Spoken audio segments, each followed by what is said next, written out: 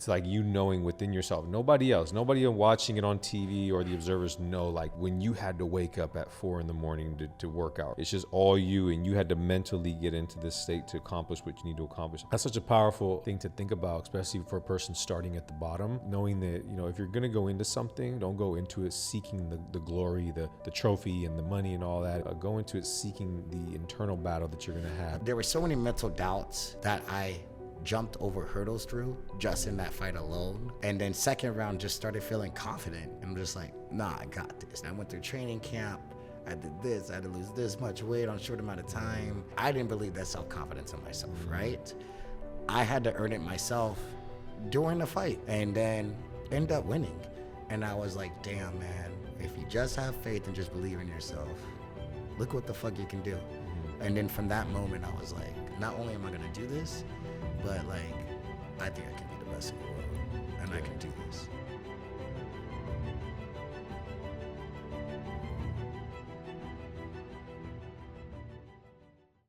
All right, Ian. So I always start my podcast off with a quote. Okay. And the quote is usually something unique to the individual. You know, after me learning about you and, you know, learning as much as I can about my guests, I kind of like to find something that could find some connection there to them. Okay. So I'm going to read you this quote, but first I want to say that... do you know I'm a big quote guy, right? I didn't know that. Every I didn't day, know that. I post quotes on my IG every day. See, I didn't know that. Yeah. Me too. I love quotes. I love quotes, and they're powerful, and some of them make you really, really dig deep and think. 1,000%. You know what I mean? So I think this will be a great one. And also just want to say that, and I'm honored that you can be here today, because this is the first time we're doing the podcast in this new studio at Legendary Studios. I think it was meant to be. It was meant to be, and you literally it's gonna be a legendary show. Yeah. so I'm honored, man. And I didn't even really know. I didn't know you. We just connected on Instagram. Yep. Which shows the power of Instagram, right? It could have its negatives, but it could also have its positives. I think it's a big, powerful tool for networking that a lot of people don't need. But I think a lot of people don't use that power as much. Yeah. You know. Yeah, exactly. But no, so if you're a person out there that was on Instagram, you could find some good out of it. Not just doom scrolling. But, okay, so here's the quote. The fiercest battles are fought within, and the greatest warriors are those who refuse to surrender to their own doubt. What does that mean to you? Man, dude. For me, for that quote in my life, it's just like you don't have to throw in the towel for the situation that you lived in or what God gave you, right? You're beyond powerful than you think, right? There's another quote that I'm gonna counter the quote with the quote, right? So my coach always told me that everybody's trying to get on the top of the mountain. It's really easy to get there, but when people get hard, people just fall off. They don't want to continue the journey, right? I think that's why the mountaintop is steep. It's only room for a couple people, but I think everybody can do it, but just people don't want to, like it's getting too hard. I'm getting a cramp. Like, you know, they just fall off, you know? So I feel like that is big, dude. Like I feel like I think people come up with a lot of excuses of I didn't do this, I didn't do that. But if you just honestly just put in the work, like you can do anything. You know? Yeah, I interviewed recently. My last guest was Paul Kruger, was a former NFL. He's a Super Bowl champ for the Ravens. Okay. And we were talking about that, where he was saying, like, when you go to the NFL and you go from like college and you make it to that level. Yep. He said like the competitiveness is just another level. It's a lot of it is mindset. Bro. You know what I mean? 1,000%. Yeah. So that talking about that mountain, it's like, you know, it's one thing to get there, right? You can get into the NFL, and we've all seen those guys that go from college and they're just amazing a quarterback, and they go to NFL and they suck. Like, it's a mindset, Bro, right? I was one of them. Let's talk about that. I made it to the NFL. I fought in Bellator, fought in Glory Kickboxing, and I was like the #1 amateur in the country. Won my pro debut, and then when I got signed to the big league in Bellator, bro, fell flat, bro. Just started like... It's just like welcome to the league moment, bro. Like we're big dogs here, you know, and stuff like that. And then when you're going through that, like in life, doubt sets in, right? And stuff like that. And those are the inter battles you have to deal with. But I just kept going, just kept my foot on the gas pedal, just having faith and just like, man, I can be here. Right. I think that's another thing that people say too, like, it's hard to get here, but it's harder to stay. Like, you know, like, you know, like you reach your new level. And I think that's where people quit, you know, like, just like, damn, this is hard. This is where I wanted to be, but this is hard, you know, and that's how it was for me, bro. I started fighting black belts that are vets, stuff like that. And then, you know, but I started pulling it through, man. I just started believing myself, and a lot of it was just mental, you know. So, Is that like like your message to, like, let's say somebody is striving for greatness, to make it to the top of whatever it is their industry is. They want to be at the top. And, you know, everybody, it's easy to say, I want to be there. It's aspirational. But, like, okay, what is a person, when they finally get there, what is something that they will uncover that they don't know that they're going to uncover when they get there? Like, so here's the thing, inches. You are almost there.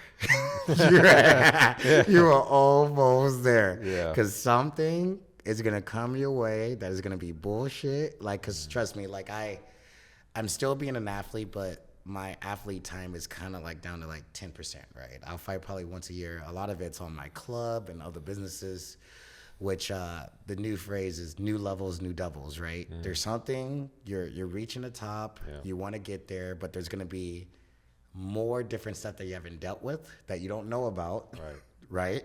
They're going to throw curveballs at you, and it's going to be hard.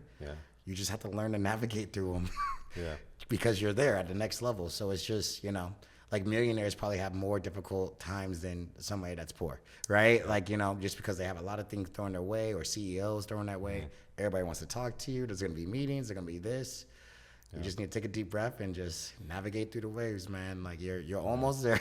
You're almost there. It's kind of like the thing I've been saying to my girlfriend lately is, like, I always tell her, like, be careful I always say, be careful what you ask for. 1,000%. You know, because I literally was in prison just about 4 years ago, and I had nothing, and then I was praying and asking for the life I have now, but you know, only looking at it from the outside, but the inside, the challenges and the difficulty and the responsibility, right? And especially when you have a team of people that rely on you, all this thing, it just gets more and more difficult. What I think is, the difficulty never goes away. You get more comfortable in it and dealing with it, and you're able to develop the skills and abilities to fight through them easier than you did in the beginning. 1,000%. That's what I think. 1,000%. A lot of it's mindset, though, too, and perspective of things, right? Like, you know, I'm blessed to deal with these adversities and these problems, right? Because back then I didn't have them. But, you know, you were locked in a cell, right? And then me, I was like homeless and don't have a phone and don't have that, you know. It's funny. It's blessed to see where we come from now, right? You know, because like you're killing it, you're living your dreams, like. But it's now I know what peace, understanding of peace is, bro. Right. Yeah, exactly. Understanding what peace is, because everybody wants your attention. Everybody wants to talk to you. Everybody wants to, you know, you're doing events now, and everybody wants to rub elbows with you. Sometimes you just like. Man, when I was living in that cell, I probably had the most peace probably out of my mind than anything. 100%. 100%. I tell people that. I'm like, dude, one of the most peaceful times was when I was in solitary confinement for the 3 years. I was so at peace. You know, there wasn't all this noise. I didn't know what was going on in the world. I didn't hear the struggles of my loved ones and others. It was only struggle. The only battle was me every day. 1,000%. You know? 1,000%. And I feel like that was the same way of like living in homeless shelters. And then when I lived on my own, I had to live on my own just because I wasn't trying to live on my own and ball out. Like, I had to live on my own because of survival, right? And when you're alone like that, I feel like the best thing is when you're with yourself, is you really get to know yourself. You really get to talk to yourself. And I think on my journey of being a professional fighter and athlete really taught me a lot of tools just to use in life. Honestly, that life is fucking hard. No doubt. Life is fucking hard.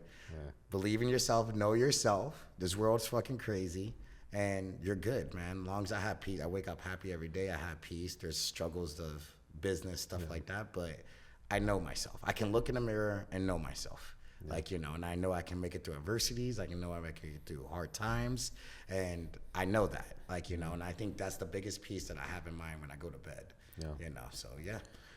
So I know, man, like it's crazy because as you talk, I'm like, like I can't, and people say this to me as well, just so you know, like they're like, they say all the time, I can't believe you were in prison or you were homeless when you were 15 years old or whatever. But Yeah, for you, dude. it's like, you were telling me a little bit about your background, your growing up and that, Yep. and everything coming from St. Louis and stuff. Yeah. Let's talk about that. Like, talk about like your childhood, how it was growing up, and then how'd you get into like getting introduced to fighting, which you ultimately made it all the way to, to the elite level, and now you're still like you're fulfilling Still doing that. it, and like, yeah, man. Yeah. So St. Louis, Missouri, isn't a great place. Like, I think it's a good place, but it's just like any other city, right? If you mention LA, if you mention Compton or South Central, right? It's the hood, right? So St. Louis at one point, it's the murder capital of the United States, right? So grew up there. Mom wanted to have a better life, so she moved to Cali, but doesn't know how to financially plan or save, right? So we ended up in a homeless shelter, man. Like, and that's what my life was growing up as a kid, trying to go to soup kitchens to try to get something to eat, But my mom did a really good job and still put me into sports, right? She put me in the Boys and Girls Club. She did all that, right? And then, my mom was a huge Bruce Lee fan too, right? So I love Bruce Lee. I love Bruce Lee. Yeah. He had one of the best quotes of like "Be like water." I think is one of the biggest life-changing quotes if you believe in it. And she believed in martial arts, so she always kept me in karate, kept me in wrestling. So I wrestled when I was 5, so I did all those little free programs, right? So you can say, like, I grew up on WIC, I grew up on the Salvation Army. I'm a product of one of those kids, for sure, And then living in homeless shelters, we met just like guardian angels, man. My mom also led by faith, though, too. We went to, even though we lived in homeless shelters, always made it to church on Sunday, And then always put me in Sunday school, always put me in, like, church programs, And those programs actually help a lot of families that are in need, right? We were in need. Yeah. And we met a guardian angel named Katie Andrews. And she was a lady at the soup kitchen helping out, And I believe God put my guardian angel in my life. And I got taken from home one day because the school district found out I was living in homeless shelters. Can't raise a child in a stable home there, right? So I was in the boys' home for a while. And then one day they told me I was going home. And I got picked up by Katie, bro. Like, Katie took me home. And her and my mom developed, they're best friends, developed a good friendship. And she openly adopted me and waited for my mom to get back on her feet and then released me back to my mom. But then Katie kept on picking me up on weekends to take me to my sports games, stuff like that. And then when I get older and wonder, like, how the hell was I able to travel or play sports, do other things? Katie paid for everything. Wow. Katie paid for everything, bro. Like, she took me to games. She was super invested in me, bro. Katie unfortunately passed when I was in college. But man, you want to talk about a person that God sent specifically for me to help change the course of my life. It was definitely her, Yeah. And yeah, man. And then as a teen, moved back to St. Louis, Missouri when I was like elementary, middle school, and because we had all our family there. Grandma was still there and everything, And it was cheap and afford, so she could afford to get her own place in St. Louis, Missouri. Might have been a bad neighborhood, but we can afford to have our own place, right? And then, yeah, man, then life shows up. Like, like I'm bad school district, having fights, getting jumped because I'm different, talk different. Grew up in Cali a little bit, so it's different, my lingo is different, right? Yeah. People don't like people being different, right? They talk shit on them, But I kept true to my word. Katie always called me on weekends. Always on summer times, always flew me out, And then, yeah, man. And then started my journey of kept wrestling, kept doing everything else. Found trouble in high school, bro. Found a lot of drugs. Found a bad crowd. End up overdosing and dying in high school, bro. Yeah, man. I was just smoking weed a lot, drinking a lot. Just skipping school, man. I just wanted to be an athlete, man. I wasn't fucking with school at all. Like, I just want to compete. I was happy when I was on the mat, But my grades just wasn't, like, man, when they told me, like, I couldn't compete, stuff like that, like, out of it, right, Like, well, what I'm gonna do now? I'm just gonna drink all day and smoke all day, right? Like, it's better than just reading a book, right? It just wasn't with it. And then, yeah, man, they were popping pills. I didn't want to pop pills. They had a candy box. They put a bunch of pills in my candy box. Ate it like this. Swallowed like over 20. Woke up in the hospital. Wow. Woke up in the hospital. Nurse saw me and was like, man, like I think I know you. Like, you wrestle, right? He's like, how are you supposed to be a leader and wrestle? So I think God put an angel right there to say that, because that impacted me, man. Left school, started wrestling at a club, just kept wrestling because at least grade points wasn't affecting me to wrestle, you know? And then just started working a job, man. Started working a job at a warehouse. A lot of people from prison and a lot of people from jail worked there, just because like they paid out cash too, like, you know what I'm saying? So they're paying out cash. I was making like $600 a week. I was making good money, man. So I was like, all right, let me just get my own place. Let me just do that. And then a guy came through the warehouse, you know, and he goes, hey, like, what's up, man? My name is Bruce. I'm like, oh, what's up, Bruce? He's like, hey, man, like, come to my office real quick. I'm like, all right. Came into the office. It was a different section of the office of the warehouse. It was actually like an office. The warehouse was just grunt work, right? Moving appliances, stuff like that. And I sit in this office, and this guy named Bruce is sitting down, and he goes, well, what are you doing here? Like, you know? Right. And I'm like, oh, I'm just working. He goes, yeah, man, but I got like grown ass man, people in prison, stuff like that. I'm like, well, you know, like I grew up not having money, bro. Like, you know, so when you tell me you can pay me cash and stuff like that, and then like that, and then I can help my mom out, stuff like that, I'm gonna take it, bro. Like I'm a grinder, right? Like I've been being an athlete my whole life, stuff like that. I'm not scared of work, right? It was good money for me. And he goes, and he asks like, why aren't you in fucking school? Yeah. He didn't know I'm like, well, this happened and this happened, overdose, died. And he goes like, are you an athlete? I was like, was? Yeah. I'm like, dude, I would love to be an athlete, love to do that. Man, Bruce ended up adopting me after Katie passed away.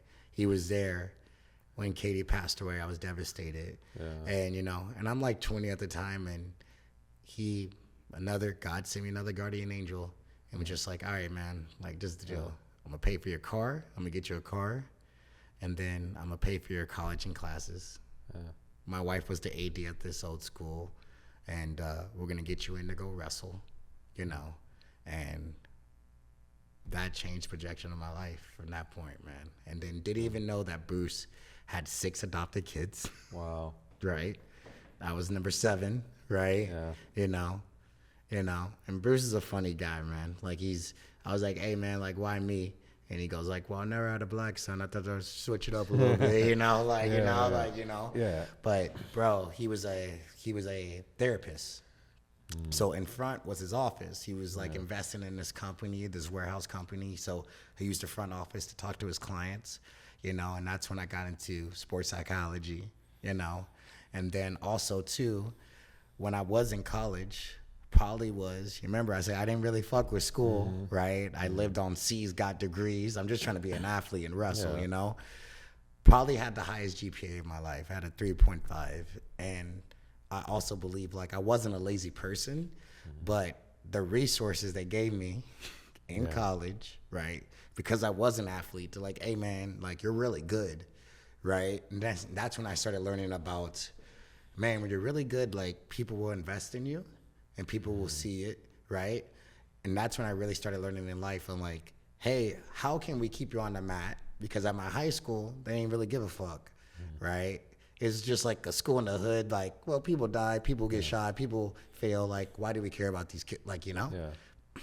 So, but in college was different, man. They were like, man, you're really good. This kid can probably change the projection of our program. Like, how many tutors do you need? We're going to get you a tutor for each subject. Yeah. Right? You say you don't really like, hey, like, how is it reading? I'm like, I can read, bro, like, you know, and stuff like that. It's just hard for me to pay attention. He's like, so do you have ADHD? And he's like winking at me. He said, you have ADHD, right? Like, I was like, why? He's like, so we're going to get you a ghostwriter. Somebody's going to sit next to you. So when you talk very well, you talk very well. I think that's one of God's gift God gave me, right? I can talk in front of millions of people ice in my veins. Not a fucking problem. Yeah. Not a problem. You ask me to read in front of everybody, that's a wrap, dog. It's a wrap. I don't want to do it. I don't want to do it. Yeah. Right? And he goes, you can talk really well, but we're going to have somebody sit next to you to write your papers. Right?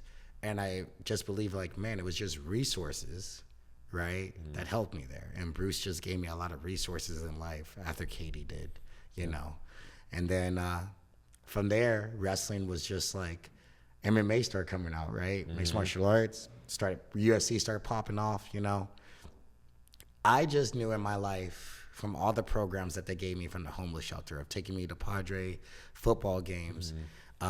Katie did everything right of putting me in baseball, football, wrestling, all the martial arts you can think of, boxing, right? She just thought that, hey, this will probably be good because I'm not a man, right?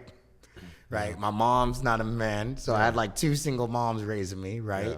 Like, these guys are good male figures for my son, right? Let me put him with more guys to teach him how to be a man, right? And it gave me those values, right? So, man, when I was wrestling, it was just like, man, like, all these guys are turning pro. I just knew I wanted to be a pro athlete, right? I didn't know what it was going to be in. But for some reason in martial arts, I fucking excelled, right? Wrestling was great. It was one-on-one. I excelled, right? It was like technically me versus me. I'm gonna bet the house on me, right? Yeah, you know? I didn't want to fucking depend on anybody else, right? On a team. It's all on you. It's all on me. And that's what, I don't know why that came to fruition. Doing all these sports, I was just like, man, I just like wrestling because like I can just go out there and do my own thing. And I just excelled. Football, all that stuff, I was a great athlete too, but when the team lost and it wasn't my fault, I'm like, man, what the fuck? I'm like, man, what the fuck, Carlos? Like, like, you know, like, true. I didn't like that feeling at all. So went into an MMA gym, man, and then just like I did it in the off season for one of my college years. Started doing jiu-jitsu, and they're like, man, dude, like jiu-jitsu is just like wrestling, except you can do submissions and stuff like that. I'm like, all right. It was kind of close to grappling. I'm like, all right, cool. And then like, you should do this competition. Went out there, lost, and then I didn't like that feeling, and then went to a couple more. Made it to the finals. Went to another one, made it to the finals. And then did another one, made it to the finals. And then one of my boys is like, you should look at the rankings. I'm like, why? They're like, bro, you're like #1 in the rankings. Didn't even know. Didn't even know they had rankings for it. You know, I was just trying to compete, you know. And then my coach is like, you should do kickboxing. I'm like, all right, cool. You know, started kickboxing. And then, I mean, everybody loves boxing, especially in the hood. Everybody wants to box, right? Like, you know, right? Yeah, everybody wants to box. Kickboxing, just thought it was just some dumbass shit. Like, man, you fucking kick it now, right? It was like that hood thing, right? Exactly. So I was because I grew up with that hood mentality, stayed away from it for a while. Just kept on committing jiu-jitsu, and then like, man, you should kickbox. And man, it opened up my eyes to so many things of like, I just started getting adopted with the martial arts life of just like, man, kickboxing's great. Man, Muay Thai is great. Like, 8 limbs, right? And then, like I said, like that Bruce Lee mentality started coming on me from my mom, right? And then I'm like, damn, this is so good. Took kickboxing amateur fights, won them all. Eventually fought in Glory Kickboxing, the #1 kickboxing organization in the world, on LA, on ESPN, right? So it took me far. I even stayed in Thailand for a little bit. So just getting out that mentality changed my life, you know? So during that summertime of training, right, I started kickboxing for a little bit. He goes, hey, man, there's an MMA fight. A guy pulled out. We have a couple guys on the card, 3-week notice. I normally don't want put anybody new in there, but you've been wrestling and doing your jiu-jitsu strong. You know, punching is just punching, but I feel like you figure it out. If worst comes to worst, take the guy down. Right? Take the guy down, right? I'm like, all right, cool. So my first amateur fight was at a Motel 6, middle of nowhere, Missouri. $69.99 a night for that Motel 6. It had a conference room. My locker room was the kitchen. Right? Because people think they see fight on TV and like, I don't want to fight. You're going to fight in arenas. You don't fucking start there. No, yeah. You don't fucking start there. You're gonna start at a Motel 6. Yes. Yeah. Yes. Yeah. And I think that's the thing that people just like, man, I want to be a CEO. I want to be this, and that. It's like, you got to be an employee first. Yeah. Right? You got to learn how it works, right? Yeah. You got to earn your keep. You got to earn your keep, right? So I started there, fought the guy in the hometown. The guy was 4-0. He was a purple belt, never lost. And then end up knocking the guy out and retiring him. And then from there, I'm like, this is what I want to do. Yeah. Told Bruce I was leaving school. He was pissed. Did you know right there in that moment when that you knew that was what you wanted? That was to do? it. That was my call. What was that? What was the how did you know? Bro, like it was, you know what? I fought so many mental demons, bro, before stepping out. I was so nervous. I remember my coach told me to go play video games. There's an arcade room. I'm like, let me go relax, you know. And then they didn't start that fight. I was supposed to walk out for a fight, and then they're like, we're gonna do a 10-minute intermission. 10 minutes turned out to be 20, 30. You know, and I'm like, So you're fuck, like bro. waiting. Yeah, waiting, dude. like, Yeah, my coach was, kid, you better fucking that. start this fight, right? I walk out, no music. They didn't play music for me. He walks out with music. I'm in where my coach is sitting. It's all his family cheering, so I can barely hear the corner, right? You know, and I'm going out there fighting, not throwing punches, and the guy's hitting me. I end up taking him down. I'm like, well, he's supposed to be a purple belt. He didn't really do anything, you know? And then they're like, hit him. Started hitting him, you know? And then there were so many mental doubts that I jumped over hurdles through just in that fight alone, right? And then second round just started feeling confident. And I'm just like, nah, I got this. Took him down after I had that fight. That feeling of like, man, my mind was like fucking like this. From the start up to the lead up to end, all the way till I got my hand raised. Right? That feeling of like, man, I did. I went through training camp. I did this. I had to lose this much weight on a short amount of time. I had to do this. There were fucking doubts. There were so many doubts. So many doubts. And not even doubts of my teammates. You were talking to my teammates like, nah, Ian wrestles. You can probably take him down. Like, but I didn't believe that self-confidence in myself, right? I had to earn it myself during the fight. During the fight, I had to earn it, right? And then end up winning. And I was like, damn, man. If you just have faith and just believe in yourself, look what the fuck you can do. And then from that moment, I was like, nah, man, I'm gonna do this. Like not only am I gonna do this, but like, I think I can be the best in the world, and I can do this. And that's kind of like a lot of people, they strive for greatness. And from the outside, if you're an observer, you think that sometimes it's for them to reach like this award, this, you know, whatever, the Stanley Cup or the Super Bowl, you know, trophy. But I think when you said something very deep there, that it really is about like the internal battle that you overcome. 1,000%. It's like you knowing within yourself, nobody watching it on TV or the observers know, like when you had to wake up at 4 a.m. to work out, or when you had to, like, it's just all you, and you had to mentally get into this state to accomplish what you need to accomplish. Those alone moments, right? Those lonely 1,000%. chapters. Those alone moments. So when you get there, it's like that feeling is like, man, I did that. Like I worked so hard to get there, and then you know, the trophy's the icing on the cake, and that's such a powerful thing to think about, especially for a person starting at the bottom. Is like knowing that, you know, if you're gonna go into something, don't go into it seeking the glory, the trophy, and the money, and all that, and the fame. Go into it seeking the internal battle that you're gonna have. 1,000%. And what you become at the end. 1,000%. But it took so many years now to be like, just enjoy the journey, right? Yeah. Enjoy the journey. But like, I feel like when you're young like that, those words just fucking. Yeah, you don't hear it. Yeah. Yeah, I'm like, what the fuck you mean enjoy the journey, right? Or like, oh, have gratitude when you go out there and compete. I'm older now, so now I get it, right? You know, right? Like I know for me, the end of the road is more closer now than it is. I'm 36. I'll probably retire when I'm 40, you know, just doing super fights and grappling on the biggest stages, but I don't have to compete all the time, 24/7. Once a year, twice a year is good for me because I'm at that status that I made it. But the grind, the fucking grind to get through.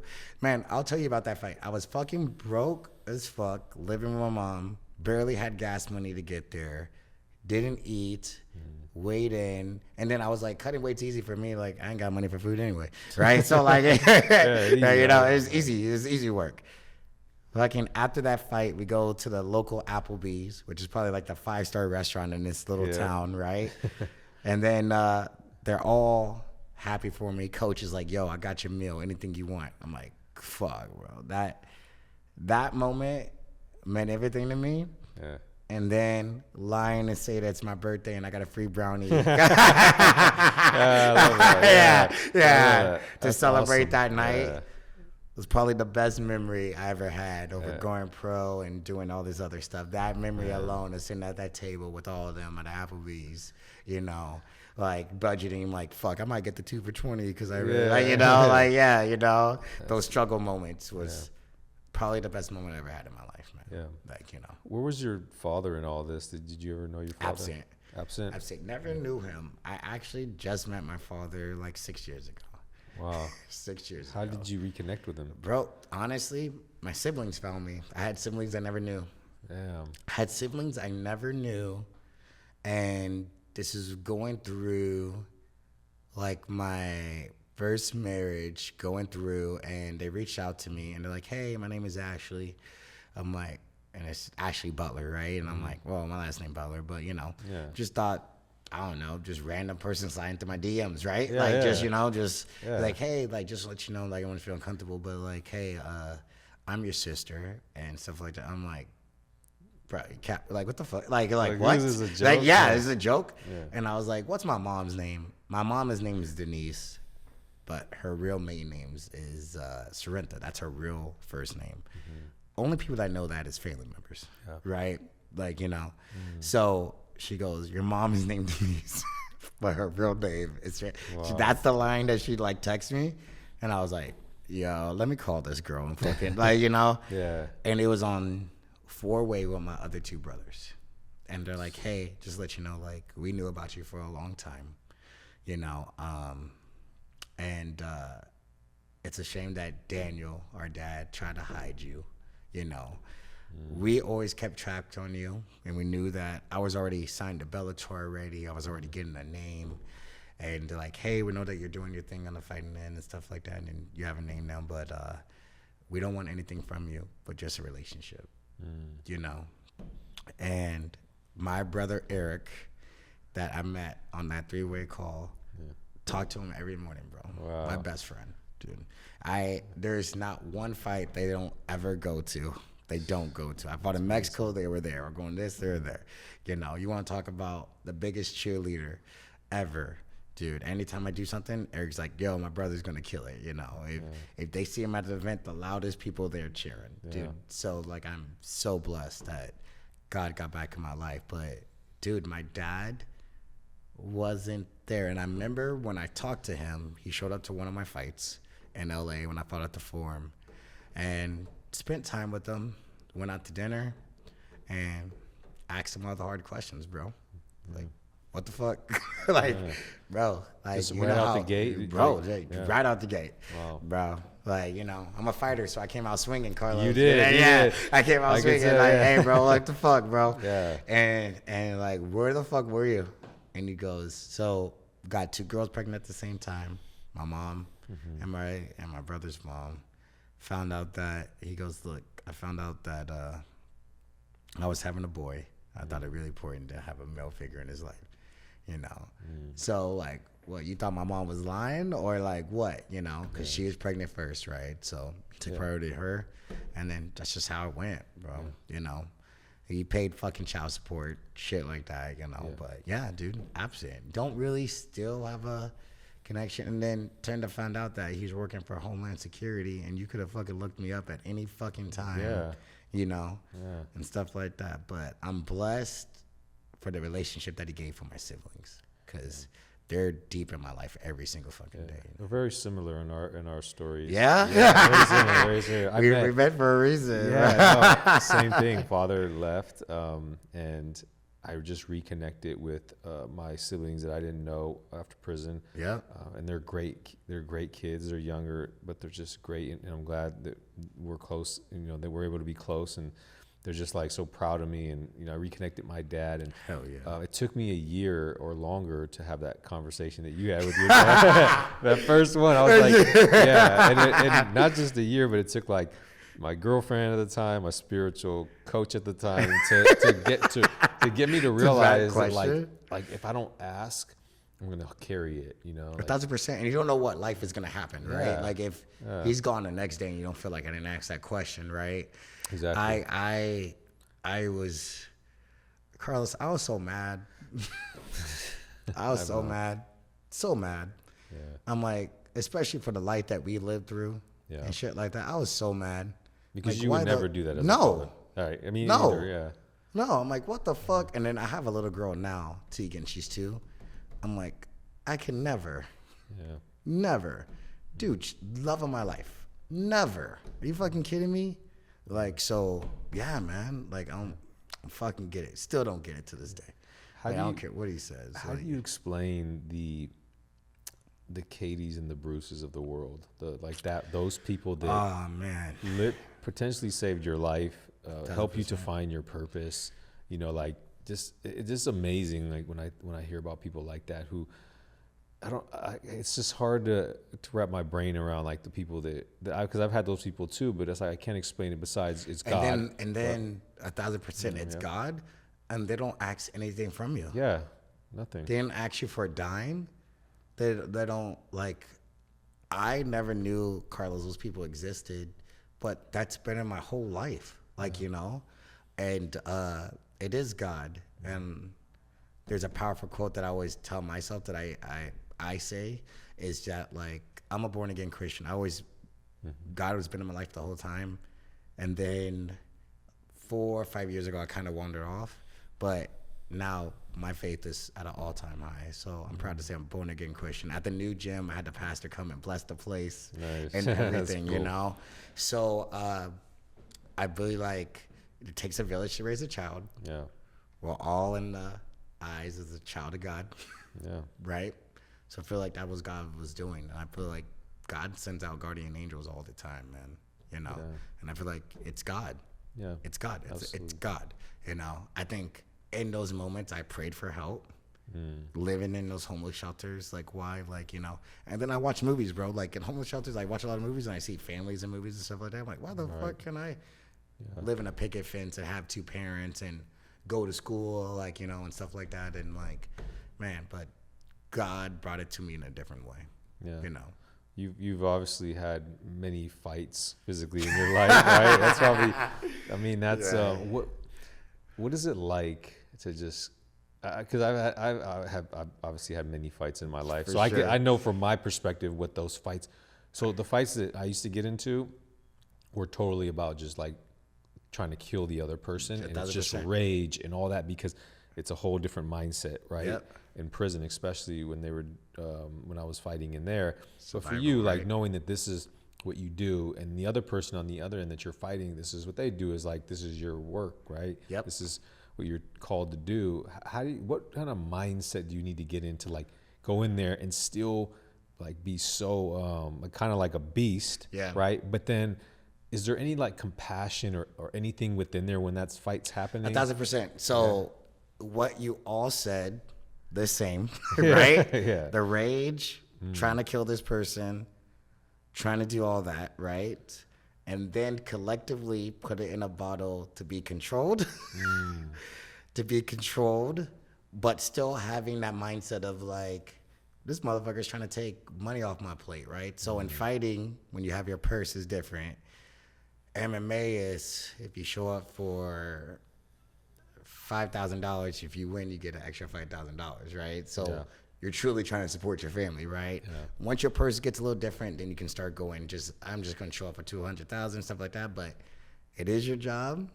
You're trying to support your family.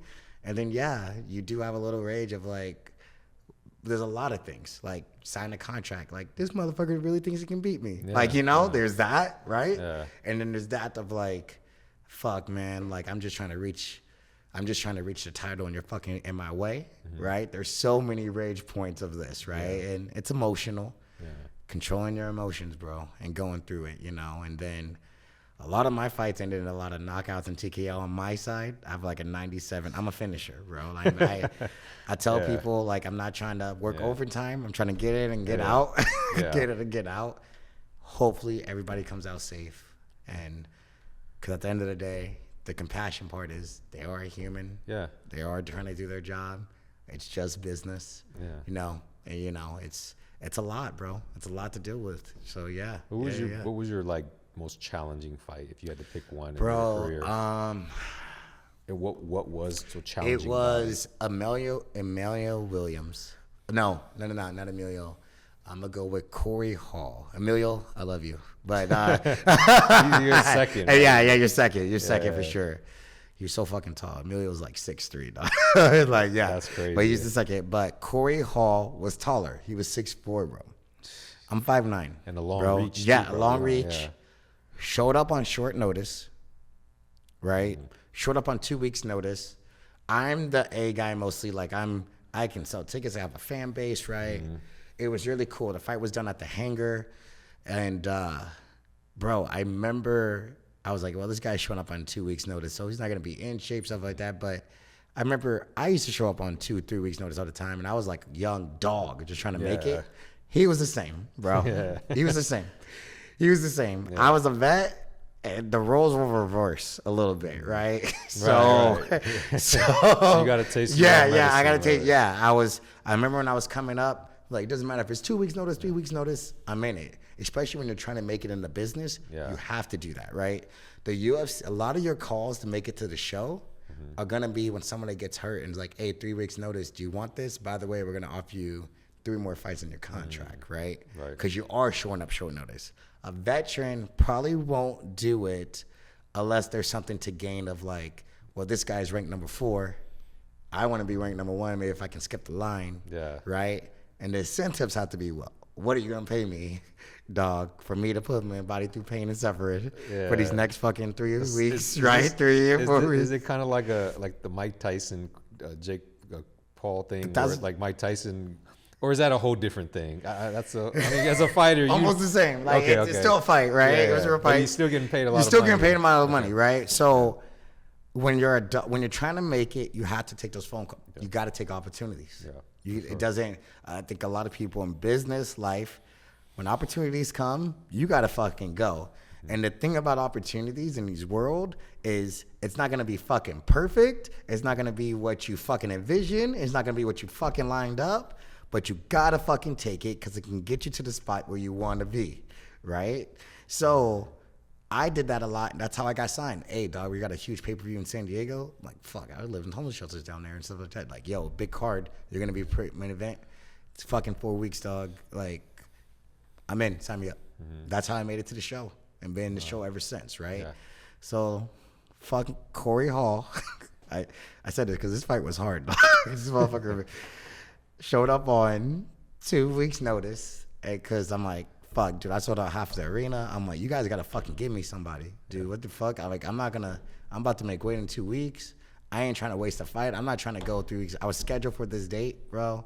I want my money. Yeah. Because if I don't show up, I don't get paid either. Like, and they're like, all right, Ian, we're gonna save it. We're at the co-main event.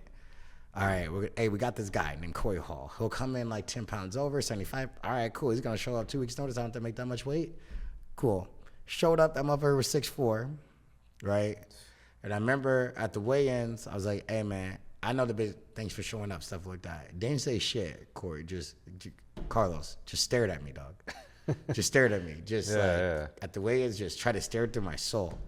And I knew, I was like, all right, man, I got to pack a lunch tomorrow night, dog. This motherfucker ain't playing. Serious. He ain't serious. Yeah, he's serious. He ain't trying to talk. Yeah. That's the thing though. Like with me, like I would talk to my opponents. I would do this and that. Yeah. I know it's a business, but I know when to flip the switch. The next day of the fight, like I ain't saying shit to you. I'm locked in. I'm gonna try to take your fucking head off, dog. Yeah. Right? So the day of the fight, felt so comfortable, felt lax loose, and I just remember staring across from him, and we locked eyes, and it was like that kill to be killed look. I knew that fight when I was like younger, dog. So I was like, all right, like this motherfucker won't quit. So started the fight. Dude, just beating his ass, he would not fucking give up. Dude, would not took him down, got up. Had to take him down again, got up. Hit him with like some big shots, got up. And then at the second round starts, take him down again, throws an elbow, cuts me wide open that I can't see. And now I got blood leaking. This is the first time I've ever been cut in my career. Damn. Right? Yeah. First time I've ever been cut. It didn't matter if he was losing. He just fucking kept coming at me, dog. Like, you know, now I can't see and there's blood coming in, you know. And then we go into the third round. I remember my coach, like, I remember at the first round, he goes, hey, man, keep doing what you're doing. You're probably going to get him out. You're probably going to finish him. Mm-hmm. Second round happens. I'm cut. And I remember going to the third, my coach is like, hey, bro, just keep going. Like, this motherfucker's tough. Yeah. Like, you know, like, hey, this motherfucker has heart, you know. And then came out third round, did the same thing, came close to finishing them, but the fucking heart that this motherfucker had, right? And even though I won, and even though they raised my hand, I was so fucking exhausted. Yeah. At the end, I didn't even want them to raise my hand. They raised my hand. I'm like, hey man, let me just go back to the locker room, dog, and fucking like the heart that he showed. Right, you know, I don't know what else he's doing in his career, but like I feel like he is gonna have a bright future, man. Like it's like a lot of my first coach told me, like when I went through hard times, and I remember this per se, it was Keith Brock. That was like my first fucking trainer. He turned me all the way from winning my amateur titles to turning pro. I remember he used to put me in these hard training sessions, and it wasn't, Ian, just get up. Mm-hmm. It wasn't, Ian, use your jab. Hey, you have to wrestle here. He would go, use your heart. Yeah. He's like, hey, Ian, you got to use your fighter heart. You know, you got to use your heart. And at my club, I got a lot of Mexicans, dog. Yeah. I got a lot of kids from Santana, you know, from the hood. And when it comes to them wrestling and stuff like that, it ain't fucking shoot doubles. Like, hey, you better use your fucking Mexican fucking heart. Yeah. And fucking get out there and fucking fight. That was all he needed to tell me. Yeah. To win that fight. Like, and I knew in that third round, I just had to use, even though I was fucking winning, I just had to use my heart to fucking just get through it. And even though I won, that was the hardest fight I ever had, bro. It's such a powerful message. Like using your heart, man. It's like, and you know, I from being around so many people, like I've encountered different people from different walks of life, and so because of that, it has allowed me to really like read into people. Yeah. And one of the things that even before you started talking that I can feel is like you have your heart is just, it's something special about it. It's strong. You know what I mean? But it makes sense why, like, you know, the Katie's and the Bruces saw something. They saw your heart. You know, they saw that, and then like to be competing at that level, it has to be all heart. It's all heart. Yeah. It's all heart. It's all grit. It's all grind. It's all like, it's just working through heart. But that's what I feel like, man, like there's a lot of things when I got older that I look back on some of the quotes that are now like making sense, right? That are hitting, like quotes right now are hitting my life in a different way, right? There was a quote that like God gives his toughest battles to his strongest warriors, right?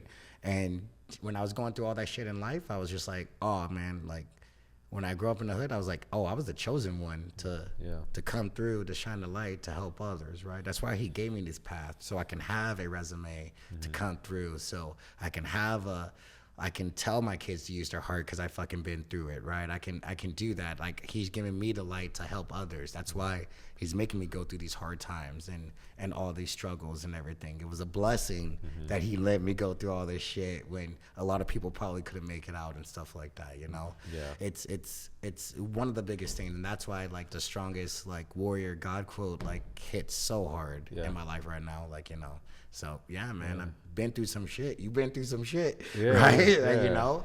But now when you're taking kids to restaurants and you're doing your nonprofit, it's like I've been there. Trust me, I've been there. Yeah. Right. They listen. You guys they listen. I've been through it. Right. I walked through those shoes.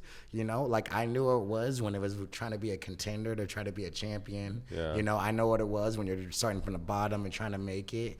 Yeah. Keep fucking going. Keep using your heart. Don't fall out. Don't care what people say. Right? Tunnel vision. Just fucking go. Just go get it. Yeah. You know. Talk about some of the work you're doing now, because you mentioned it earlier off camera, and it's incredible the work you're doing. And now, like taking, like you said, it's like with much responsibility, with much reward comes much responsibility, and like God's blessed you and me in so many ways, and have granted us an opportunity to now give back and help others. And so, what's some of the work that you're doing? Oh man, dude, this is where my smile comes in, bro. Silverback Wrestling Club, bro. That's awesome. My best work. God has given me something. I knew I couldn't fight forever. Some fighters transition out. They don't know what to do. Some guys in the NFL and stuff like that, they might have more money. Hopefully they have good people in their life that they can navigate through and become an entrepreneur. Fighting is a little bit different. You're still counting pennies, stuff like that. But God gave me a blessing and platform that I wrestled and made it to the big leagues, right? And that was the number one sport that changed my life out of everything. Boxing, kickboxing, jiu-jitsu, still important for me in my lifetime, but wrestling was the trajectory of changing my life, you know. And the reason why it was, out of all the martial arts, it's because it helped me get an education, right? As far as when people are going through the martial arts journey of kickboxing, boxing, jiu-jitsu, it will not give you a scholarship for school. Right. Wrestling does. Yeah, wrestling does, right? And I knew, like, when I was coaching and get into coaching, God just fell into my life, right? Like, I had a kid, I was training at my strength conditioning gym. A guy's like, hey man, my son wrestles, I would love to do a one-on-one with you, like a mentor thing. Did it, right? And then he brought his sister, did it, right? And now those two are now in college now. You know, and then they brought their other two friends. So I started out with 4, and then 4 turned out to be 20 turned out to be 30, then 40, then 50 and 60, you know, and then they're like, hey coach, can you just like travel with us to go to this tournament? I'm like, man, I don't even know. Like, you know, like I don't even know. So like God, everything that I'm doing is what's God's blessing and what he put me through. Like, it's my fight nickname was Ian Silverback Butler, because when I took people down, they ain't get back up. I love it. They ain't get back up. You can go one-on-one. Can you go one-on-one with a real silverback? They ain't get back up, bro. I was a silverback. Like, so when the kids are like, hey, we're going to Tulsa, we needed a team name. Like, I don't have a team name. I was just, you know, and they put Silverback Wrestling Club. It was just God faith, like, you know, and then all those kids are coming, and then I was like, damn, man, maybe I should start charging some of these kids so I can keep the lights on. We want our own place, right? Because we were just out of a garage. Got too big, man. Got too big. So had to find a space to fit all of them, because they're all now coming. And so they're like, hey, man, we're running out of space. Just have a business. Just have this, have that. And then it forced me to do that just so I can have this stuff for these kids, you know? And now we're like over 100 students deep. And now we're in Oregon, Los Alamitos, Minnesota. And now we're the #1 club of putting kids into college, Amazing. Right? Every kid that joins, we do all their college recruiting. We have tutoring on Tuesdays, right? So we have a study hall for all the kids if you're struggling for grades, right? And then free SAT preps, right? We also have financial aid too, as well. You know, so like if we're traveling, going to tournaments, you're not gonna get left out. We got you, you know? So it was all the things that my life works with. Hey, Katie, we're going to send you here, Ian. We got you. We're going to do this. We got you, right? Remember, I came up with C's, get degrees. I didn't want to go to school, and I realized going to college, I had so many resources. So let's just start now. Let's just get the resources out now, so you know your fruitions of when you go to college, you're now more prepared and ready, right? And we can get you there, you know? So, man, it's been the biggest blessing. I love going to work every single day. I love coaching, and now we're having kids going to Olympic routes. I think our girl banks have to go to Norway. We went to Sweden last year representing Team USA. We have kids making national teams now, and it's lives are literally getting changed every single day by the kids coming to the club and having so many resources now. So, yeah, man. That's amazing. How important is it for a kid to go to college, do you think? So here's my thing. Here's my thing. I do think it's important when it comes to resources. So I think go, right? God blessed my route of I left college early to go turn pro, I gambled on it and I made it, right? but I also had 2 ACL surgeries, right? I was eating ramen noodles, right? And being broke, trying to live my dream. I was also couch surfing when I moved out here to Cali and that was as a pro, right? Yeah. So when you turn pro, your life isn't automatically good to go. You still have to work on these things, right? And you're one injury away of it's being over, literally, right? Having a backup plan and having resources. Please go to college. Please get a job, right? Get an education. And if you want to go that route for all of my kids, like, I will guide you through, right? But at least you can do it as an engineer, and this can be a hobby, right? You know, at least you can do it as a nurse, and this can be a hobby, right? Yeah. Also saying college isn't for everybody either, you know?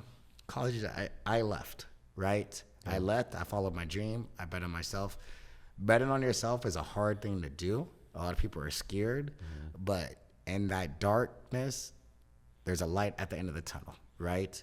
So I also have a kid that's undefeated, about to turn pro now. He's 5-0 as an amateur. Nice. Jay never went to school, didn't want to do it. He wrestled his whole life with me. You know, he's about to turn pro. He has won 3 title belts already. He won the California state title. He just like, hey, I don't want to go. But then I'm like, well, what are you going to do? I'm going to have to guide you on it. He's like, I just want to be pro. So he coached at the gym. He coached the kids class, right? He got some money in his pockets to put gas to go train, to do everything. And now he's now leaving to go turn pro now. So that was his thing. So it's not for everybody, right? I think if you want to be a professional athlete, you definitely need to go because you need a backup plan for sure, you know. If you want to be an entrepreneur and stuff like that, you don't need to go, but I will say you will meet more people and have more resources. For sure. You know, like we have a parent that wrestled at Stanford. His son is wrestling now. He's now about to get interviewed by Stanford and Brown and all these other Ivy Leagues, right? He's a guy that grew up with nothing, right? End up getting into Stanford and wrestle. And now he has kids wrestling, and now they're going to Ivy. So as soon as he graduated, calls right away, job, ASAP, right?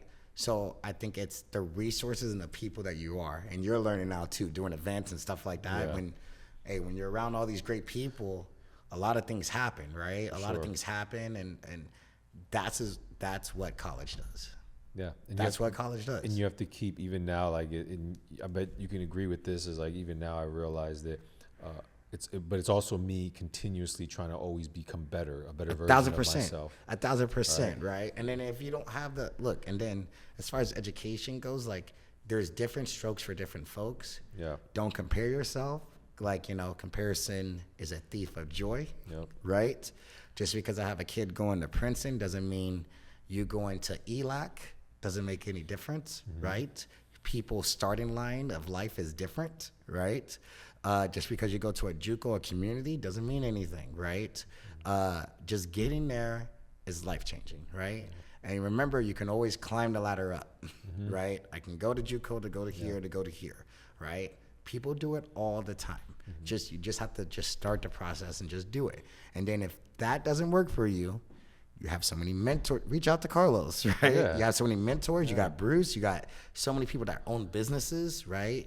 That will give you that, and that is also education as well. But you have to use it like, use your resources, please. You know. So Great advice, powerful, very, very wise, man. You're very wise, and there's a lot of you. I'm getting older, dog. I know. Wisdom should be shared. You're definitely giving some great advice, and but you know, before we end, I want to just ask you some like rapid fire questions. Let's go. Things that came up as we were talking, and that I'm interested in knowing. And then I would love for you to just also talk about like how people can get in contact with you and with the work you're doing and stuff like that. And we'll definitely stay in touch because I already think of some kids that would benefit from your program. 1,000%. And likewise, you come over and speak, and I think it's powerful. Absolutely. So we also have an FCA program too. So we have people come out and speak for our FCA. So we have Bible study every 2 weeks and stuff like that. That's a good one for you to come out. Oh, for sure. Yeah. Like I said in the book, I know God brought us together for a reason. 1,000%. Yeah, and literally you reached out on Instagram, And it was like immediately I knew I wanted you to be on my podcast, and I wanted to meet you. Yeah. So, Well, it was your story, bro. Like, it's proud of you, bro. Like, you made Thank it you. through, dude. Dark times, stuff like that, and it's all God. You know, God doesn't make mistakes, so you did it for a reason. So yeah. Appreciate it. All right. So okay. Who's your favorite fighter of all time? BJ Penn. Okay. BJ Penn was my favorite fighter of all time. Ended up moving out to Cali. Got sponsored by Ruka, which is his gym. He was out of retirement, and then they brought me in to be a training partner for him to get ready for his out of retirement fight. End up being with him. End up becoming a good mentor. Have his phone number. He calls me all the time. So Amazing. that was a life-changing moment for me. So BJ. Amazing. Amazing. All right. What's your morning routine? Oh, wake up. I'm in fight mode right now, so I'll go check my weight. I'll go check my weight. Fresh up. Fresh up. Go pee. Go check my weight. Yeah. Then I'll go work out. And then after that, I'm working. I'm on my phone making moves. What I have to do today, what meetings I have to do today. Reach out to the assistant, do that. Probably have to take him to school, go to the office, same thing. And then in the mornings, I got a homeschool program. So we have kids that are trying to make Olympic team, national team. Yeah. All their 101s are stacked. Train with them. Boom, boom, boom. Go down the list. And then if I have a free time in the afternoon, I don't know, maybe watch some YouTube to take a little mental break or something that, you know? And then back on the grind of things. I'm trying to get creative and come up with new ideas of entrepreneurship, stuff like that. It's nonstop, right? Nonstop. It is, Later on that night, teach a class, go to bed, start all over again, you know? That's right. Yeah. So one of the greatest pieces of advice you've ever received? There's a lot. Yeah. I know there's a lot in your journey. There's a lot in my journey. And there's so many good quotes too. I have a quote that was funny. One of my dads that owns a business, that he owns a restaurant, and he goes, "You can learn anything from anybody. Do not judge. Do not judge. You can learn anything from anybody." When I was starting my gym, right, there's so much. I think also being an entrepreneur has been more exhausted than me being an athlete. I realize the grind is almost it's pretty much the same. Leaning on some of the dark times of training, stuff like that, I can put it into my journey of being an entrepreneur and being a businessman, right? Learning anything from everybody. And he said, even a hooker you can learn from. He's like, you can learn anything from anybody, even a prostitute, even a hooker. I was like, what? And he goes, yeah. He goes, so I took that concept and made sure that I surrounded myself with so many different entrepreneurs, different walks of life. Like, you can own an ice cream shop, I'll talk to you. You can own a coffee shop, I'll talk to you. You can be a podcaster, I'll talk to you.